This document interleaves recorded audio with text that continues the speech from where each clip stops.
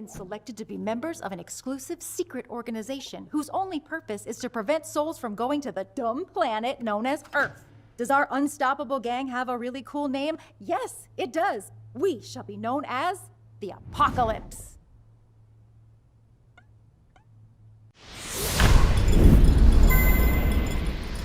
Kevin, hello.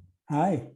Thank you for discussing your new short, 22 versus Earth. You know, this is the first chance I've had to wear my Do Kaboom shirt. I was going to ask about that. I found this on eBay a year ago, so it has to be a special interview, a special person, and a special occasion. So thank you for letting me finally, look, I still have the tag still on it somewhere. Look at this, you know. But thank you so much. It's such an honor to talk to you today. And you began at Pixar as an editor, and you worked on Finding Nemo. And to date both of us, I did the TV junk up there at Pixar for Finding Nemo.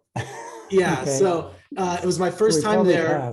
Oh yeah, it was my first time at Pixar. We saw the screening inside their theater there, and then they said to us, "This is the best screening you'll see in the country of Finding Nemo." And then we did all the interviews in all the different offices. So what a magical place that is! It's really just phenomenal. It's great, and I don't know if they explained it to you, but it's a brilliant design Steve Jobs came up with, where you probably noticed everything's in the center of the building. So anything you want to do during the day, you've got to come out there, and you have all these chance encounters with people. And that's really where a lot of our work gets done, is just coming out for coffee and bumping into somebody and having a good conversation. It's a magical place. It really is. So how did the concept of producing a short at Pixar come about? How did this happen? So traditionally we used to do DVD shorts. You know, when the DVD was coming out, we'd do a little extra featurette, you know, short film based on the movie. And this is in that tradition, you know. Now we're no longer in the DVD, as much in the DVD business as we used to be, but Disney Plus has sort of taken it up and is continuing it. And how about your working relationship with Pete Docter? How long have you known each other and worked together? We started working together on Up and like pre-production of Up in 2005. And so for like 15, 16 years now, we've worked together. Oh, wow. And how do you rise from editor to director of your own short? Was there much competition, or does someone call you into the office and say, this is your day? Well, I wish it were, I wish I had a story like that to tell. More, you know, these shorts are traditionally directed by the head of story on the movie. And our head of story, Kristen Lester, had just directed her own great short, Spark Short Pearl. And she was already in development, developing something else. So I just happened to be in the room, frankly, when the conversation was happening, and it sort of dropped in my lap. Now, does production, especially for the voice actors, does this happen after the feature has been completed and they do the short, or is it done at the same time? We did a separate session with Tina after, well, we were still, the short, I was working on the short while we were finishing the feature.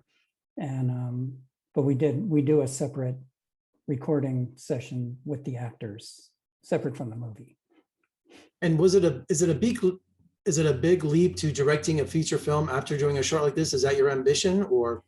It could be, but you know, we'll see what happens. I really love editing too, but I certainly love directing. The road to directing a feature in animation is pretty long, and I'm getting up there, so I'm not sure. Shorts might be more realistic, more doable at this point.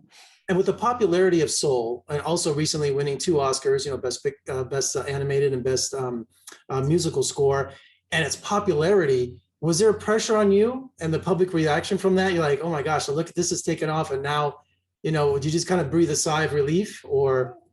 Yeah, well, actually, in this case, since I was working on the short before Soul was finished, there wasn't as much pressure, because when you're working on the movie, you never know how it's going to be, you know, received.